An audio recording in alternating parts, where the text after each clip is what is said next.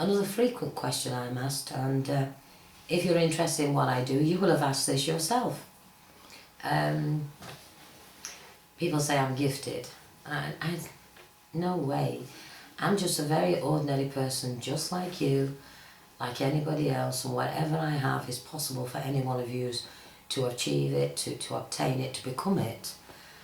You just have to remember what you've forgotten. Now, okay, basic first time in body, scared to death of what I do, and they've had no life experience, so I wouldn't say a basic first time in body could be a medium or clairvoyant. But the more times you're in body, the more experience you've had, the easier it will be for you to open up your channels. Paula? Yes? I understand that, but when did you actually realise that you do what you do? With a great shock, actually, because up to the age of 8, I've never been to school except once in my life. I was sent to a Catholic convent in Preston here, near Blackpool. When I was 7 years and 4 months old, I left on my 8th birthday.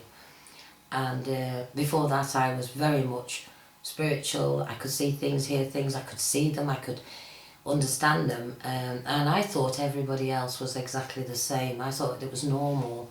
It reminds me of a story I read in the newspapers or saw on the TV or something about this little girl who was accused of cheating in a school competition where you pin the tail on the donkey.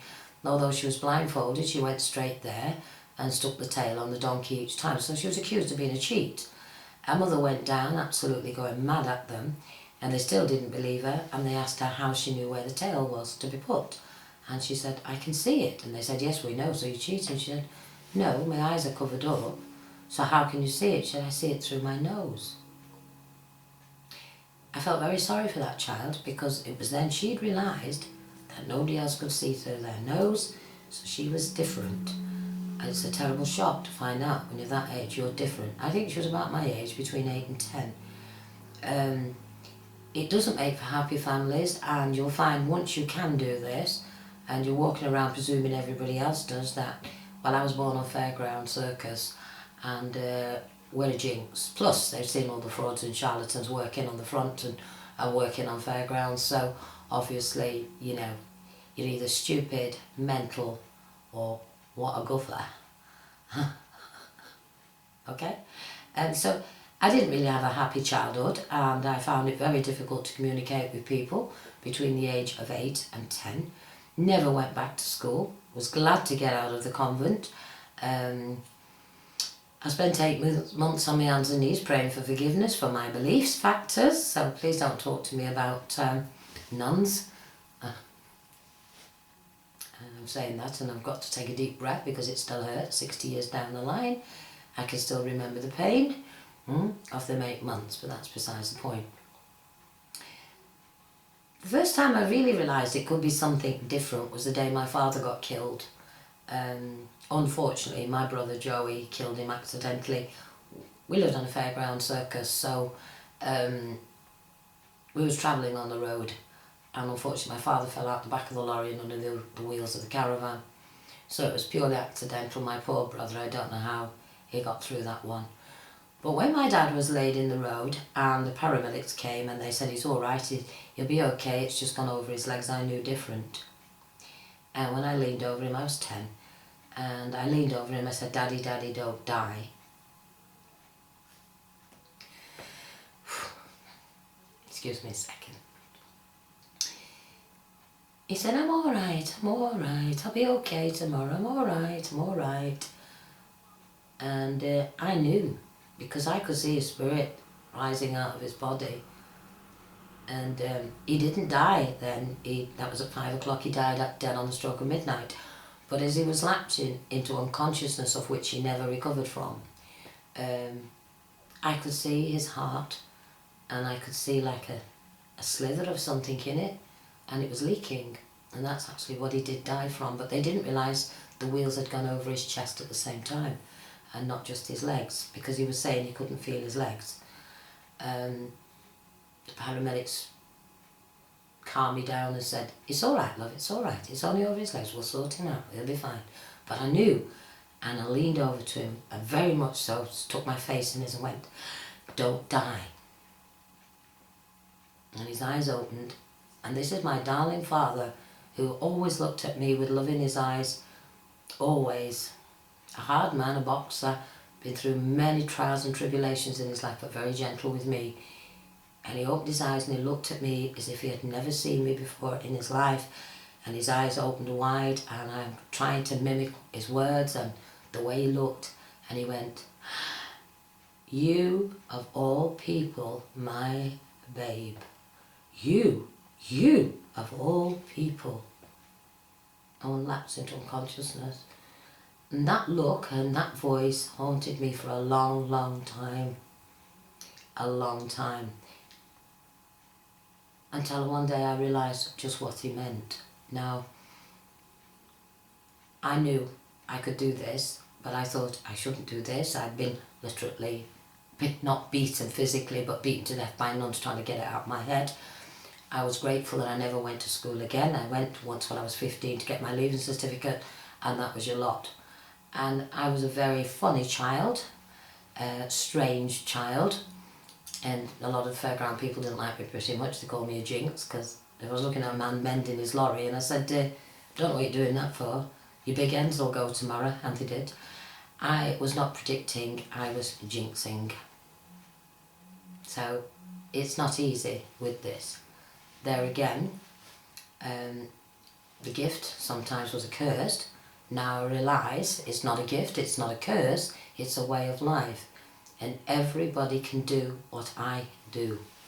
You all actually have within yourself the records of the world, past, present and future, and the records of every single person that walks on this earth plane.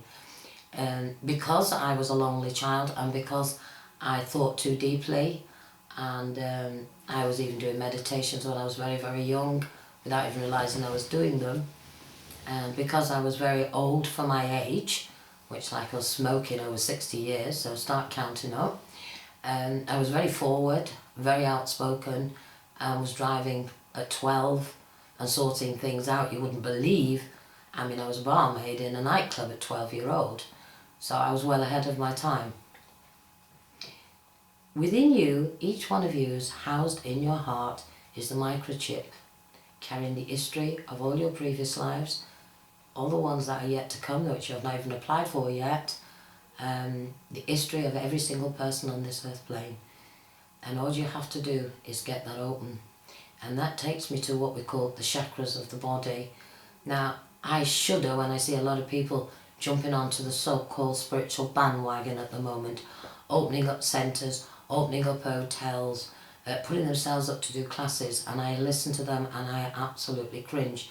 Bless them, bless them, bless them. I thank God that spirit work with each individual person, so I will not allow them to be destroyed by so-called incorrect information, because the majority of them who are trying to do this are very genuine. They really believe they're helping people, and God, they will help them, because they'll help them to remember. But whoever they're teaching mustn't take everything they're saying as complete fact. They have to listen to their own soul. If it sounds right, then it's right. If it doesn't, any hesitation, walk away, it's not for you. But one thing does make me cringe, is when they say, "Oh, I could cry." You start by opening your head chakra first. I've seen them do it. I think, oh my God. No, you start by opening your base chakra first.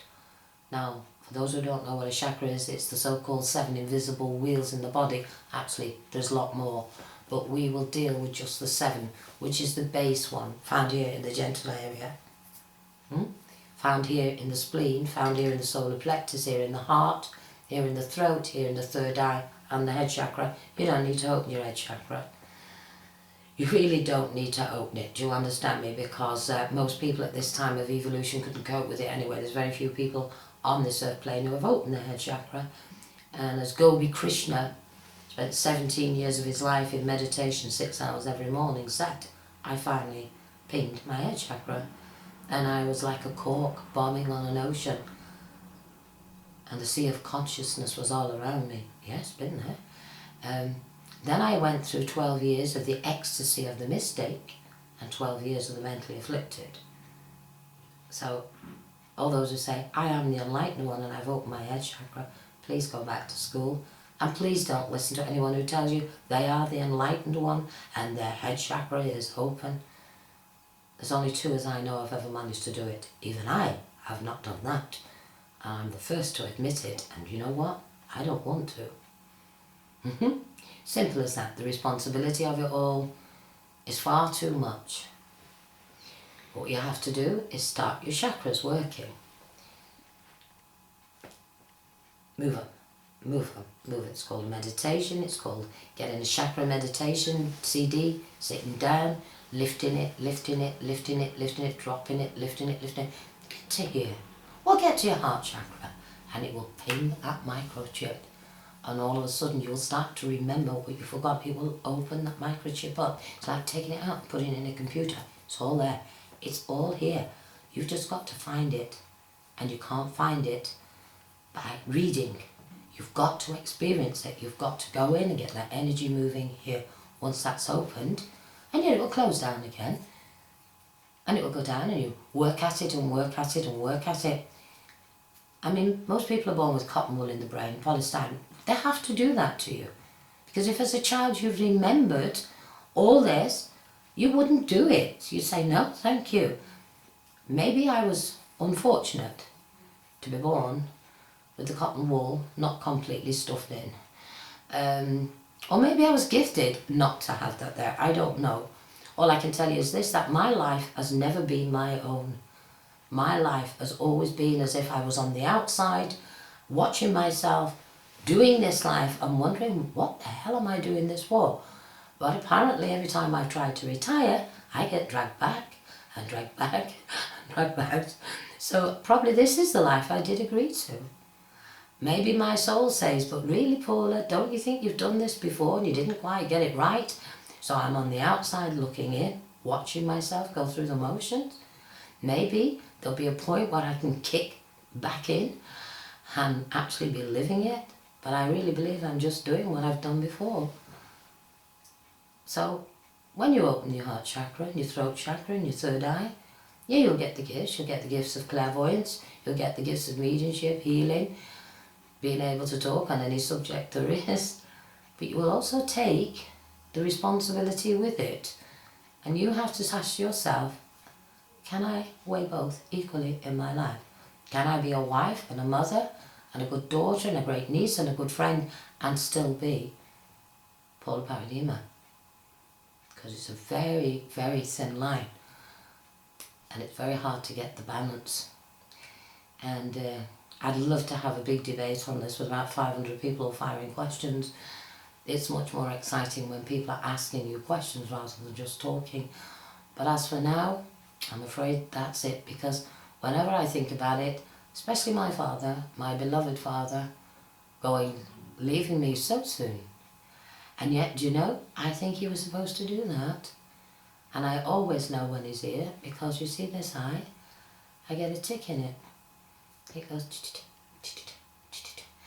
and I know that she has been very interested in what I've been saying.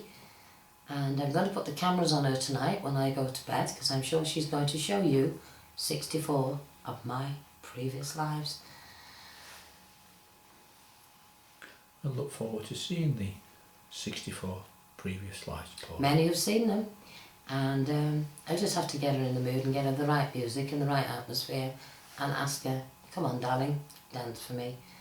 You can laugh all you like, but the people who have seen it have said, oh my God, it's all there. It's not spirit, it's my previous lives. How many more? I don't know. I really don't want to see any more, to be quite truthful with you, because enough is enough, and I'll deal with my next life. When I get there, I can't be bothered looking at my previous, to be honest with you, or looking at the next one. I'm finding it hard enough to deal with this one. Good night.